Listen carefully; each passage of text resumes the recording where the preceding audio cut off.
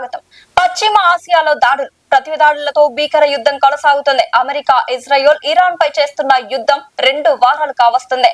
ఎటువంటి ఫలితాన్ని పొందలేక అగ్రరాజ్యం అమెరికా అధ్యక్షుడు బిక్కముఖం వేస్తున్నారు. 3 దేశాలతో ప్రారంభమైన యుద్ధం 30 దేశాలను ప్రభావితం చేస్తున్న నేపథ్యంలో అనేక దేశాలు ఆర్థిక సంక్షోభంలో పడ్డాయి.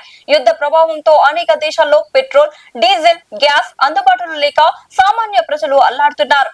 ఇరాన్ పై బాంబుల వర్షం కురిపిస్తున్నామని అమెరికా, ఇజ్రాయెల్ ప్రగల్భాలు పలుకుతుంటే సామో రేవో తేల్చుకుందామంటూ ఇరాన్ దేశ ప్రజలు ఐక్యమయ్యారు. ఈ యుద్ధం ఎటువైపు దారి తీయనుంది? 3వ ప్రపంచ యుద్ధం వైపు వెళ్లే అవకాశం ఉందా? సర్కార్ ఇండియా న్యూస్ ప్రత్యేక విశ్లేషణ వీక్షించండి. నేను మీ పెద్దవరపు సత్యనారాయణ.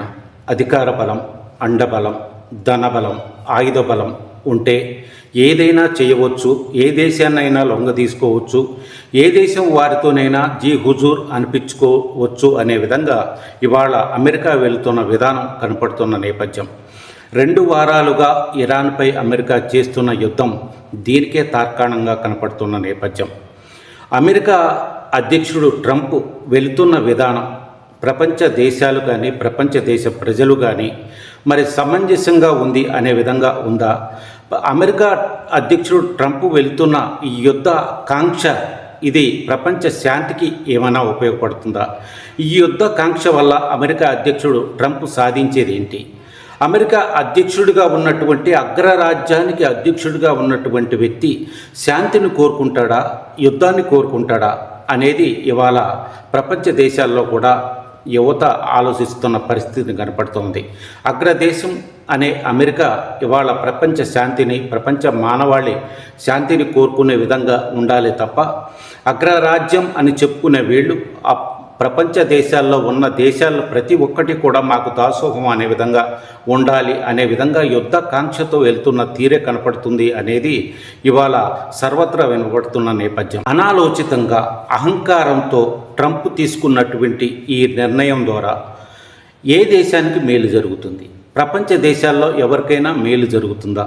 ప్రపంచ దేశాలు కూడా ఇవాళ ఆర్థిక సంక్షోభంలోకి వెళ్ళిపోయిన పరిస్థితి కనపడుతుంది. కొన్ని దేశాలు తప్ప మిగతా చిన్న చిన్న దేశాలు మొత్తం కూడా ఆర్థిక సంక్షోభంలోకి పడిపోయిన పరిస్థితి కనపడుతూ ఉంది. గ్యాస్ కావచ్చు, డీజిల్ కావచ్చు, పెట్రోల్ కావచ్చు, అనేక రకాల సమస్యలను అనేక దేశాల ప్రజలు అనుభవిస్తున్న పరిస్థితి కనపడుతూ ఉంది. ఈ ట్రంప్ తీసుకున్న అనాలోచిత నిర్ణయం ద్వారా ప్రపంచ దేశాల్లో కొన్ని దేశాలు మినహా చిన్న చిన్న దేశాల్లో సామాన్య ప్రజలకు అనేక రకాలైన భారాలు పడుతుండటం ద్వారా అనేక ఇబ్బందులు పడుతున్న పరిస్థితి కనపడుతూ ఉంది. ఇదే విధంగా ఇరాన్ విషయానికి వచ్చే వరకు ఇరాన్పై బాంబుల వర్షాన్ని కురిపిస్తున్నాం. ఇరాన్పై మరి ఈ బాంబుల వర్షం ద్వారా ఇరాన్ దిగివచ్చే పరిస్థితి ఉంది, ఇరాన్పై విజయాన్ని సాధించబోతున్నామని గొప్పలు చెప్పుకునే ఈ ట్రంప్ సాధించేది ఏంటి అనేది ఇవాళ ప్రశ్న. ఇరాన్ దేశంపై బాంబుల వర్షం కురిపించి సామాన్య ప్రజల్ని బలి తీసుకోవడం ద్వారా ఈ ట్రంప్ సాధించేది ఏంటి? ఇరాన్లో ఉన్నటువంటి నావికా దళములో పనిచేస్తున్నటువంటి వారి పిల్లలు చదువుకుంటున్న స్కూలుపై బాంబులు వర్షం కురిపించి దాదాపు 168 మంది పిల్లలను మరి చనిపోయిన పరిస్థితి. క్షతగాత్రులైన పిల్లలను హాస్పిటల్కి తీసుకెళ్ళి వైద్యం చేయించుకునే నేపథ్యంలో హాస్పిటల్కి తీసుకెళ్లిన తల్లిదండ్రులు హాస్పిటల్లో ఉన్న సమయంలో హాస్పిటల్ మీద కూడా బాంబులు వర్షం కురిపించి మొత్తం పిల్లల్ని తల్లిదండ్రులు కూడా హతమార్చిన పరిస్థితి ఉన్న నేపథ్యం ఈ అమెరికాకి. మరి ఈ విధంగా చేయడం ద్వారా ట్రంప్ సాధించేది ఏంటి? ప్రపంచ శాంతిని అగ్రగామి దేశంగా ఉన్న ఈ అమెరికా ప్రపంచ శాంతిని కోరుకోవాలి తప్ప ఒక పెద్దరికంగా ఉండాలి తప్ప చిన్న చిన్న దేశాల సమస్యలను పరిష్కరించే విధంగా ఉండాలి తప్ప ఆధిపత్యం కోసం, అహంకారం కోసం ఇవాళ చిన్న చిన్న దేశాలపై యుద్ధాలు చేసి నాకు జీ హుజూర్ అనాలి అనే విధంగా వెళుతున్న ఈ ట్రంప్ ఆలోచన విధానాన్ని మరి ప్రపంచ దేశాల్లో ఎన్ని దేశాలు స్వాగతిస్తాయి అనేది ఇవాళ ప్రశ్నార్థకం. అనేక దేశాలు ఈ ట్రంప్ నిర్ణయాన్ని ప్రజలు కూడా ప్రపంచ మీడియా కూడా దీన్ని వ్యతిరేకిస్తున్న పరిస్థితి కనపడుతూ ఉంది. అమెరికాలో కూడా ప్రజలు కూడా ఈ ట్రంప్ వెళ్తున్న విధానాన్ని కూడా ఖండిస్తున్న పరిస్థితి కనపడుతూ ఉంది. ఇరాన్పై ఈ విధంగా యుద్ధానికి దిగడానికి ప్రత్యేకమైన కారణం ఏంటి అనేది ఇవాళ ప్రశ్న. ఈ యుద్ధానికి ఎందుకు దిగాడు, ఏ లాభం కోసం దిగాడు అనేది ఇవాళ ప్రశ్న. అదేవిధంగా ఇరాన్ కూడా, ఇరాన్లో ఉన్న అనేక రాజకీయ పార్టీలు కావచ్చు, అనేక రకాలుగా ఉండొచ్చు. ఇవాళ ఇరాన్ దేశ ప్రజలు సావో రేవో తేల్చుకుందాం, యుద్ధమే శరణ్యం, యుద్ధమా వీరమరణమా అనే విధంగా ఇరాన్ దేశ ప్రజలు ఐకమత్యంగా ఉండి, ఇరాన్ దేశ ప్రజలు ముక్తకంఠంగా యుద్ధానికి దిగుతున్న నేపథ్యంలో ఐక్యమై, దేశ ప్రజలు మొత్తం ఐక్యమై సావో రేవో తేల్చుకుందామనే విధంగా ఇరాన్ వెళ్తున్న తరుణంలో ఇవాళ ఏం చేయాలో తెలియక దిక్కు తోచని పరిస్థితుల్లో దేశాలను అర్థిస్తున్న పరిస్థితి.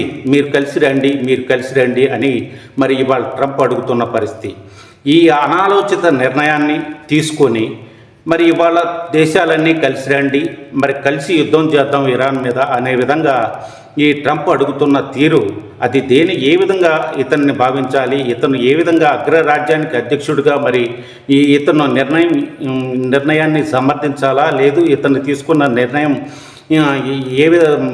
అభినందించాలా అనే విధంగా కూడా ఇవాళ ప్రజలు ఆలోచిస్తున్న పరిస్థితి. ప్రపంచ దేశాల్లో ప్రజలు కూడా ఇతని నిర్ణయాన్ని ఇవాళ వ్యతిరేకిస్తున్న పరిస్థితి కనపడుతుంది. ఇతని దుందుడుకు స్వభావం ద్వారా ప్రపంచ దేశాలకు మంచి కంటే చెడే ఎక్కువ జరిగిద్దనే విధంగా ఆలోచిస్తున్న పరిస్థితి కనపడతా ఉంది. అగ్రగామి దేశం అమెరికా అధ్యక్షుడు ట్రంప్ తీసుకున్నటువంటి ఈ అనాలోచిత నిర్ణయం ద్వారా 3 దేశాలతో ప్రారంభమైన ఈ యుద్ధం 30 దేశాలపై ప్రభావం చూపిస్తున్న పరిస్థితి కనపడతా ఉంది.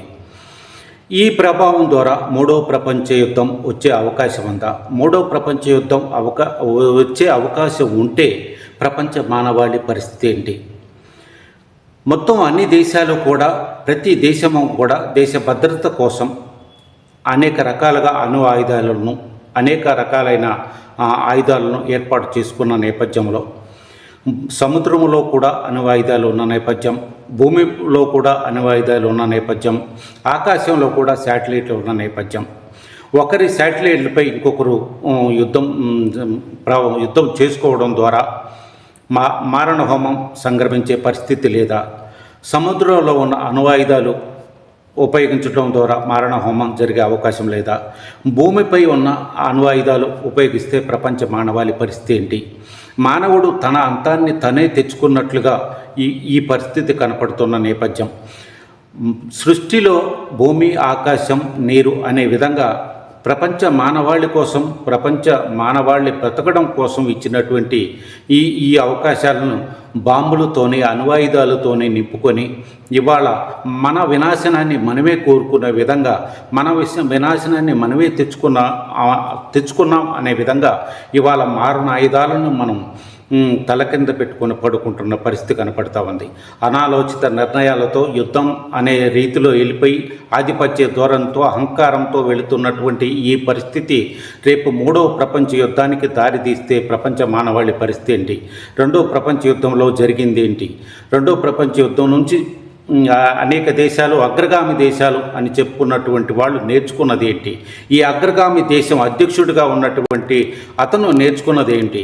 ఈ అహంకారంతో వెళుతున్నటువంటి ఈ తీరు ప్రపంచ మానవాళికి శాంతికి ఉపయోగపడుతుందా, లేకుంటే ఏ విధంగా ఉపయోగపడుతుంది అనేది అధ్యక్షుడు ఆలోచించుకోవాల్సిన పరిస్థితి ఉంది. అగ్రదేశం అమెరికా అధ్యక్షుడిని అని చెప్పుకునే ఇతను ప్రపంచ శాంతి కోసం ఆలోచించాలే తప్ప ప్రపంచంలోని ఆధిపత్యాన్ని కోరుకోవటం, చిన్న దేశాలపై ఆధిపత్యాన్ని కోరుకోవటం, చిన్న దేశాల నాయకులు ప్రతి ఒక్కళ్ళు కూడా హుజూర్ అనే విధంగా నాకు ఉండాలని కోరుకోవటం, ఇది ఏ విధంగా శాంతికి సంకేతం అది ఇవాళ ప్రశ్నార్థకంగా మారిన నేపథ్యం.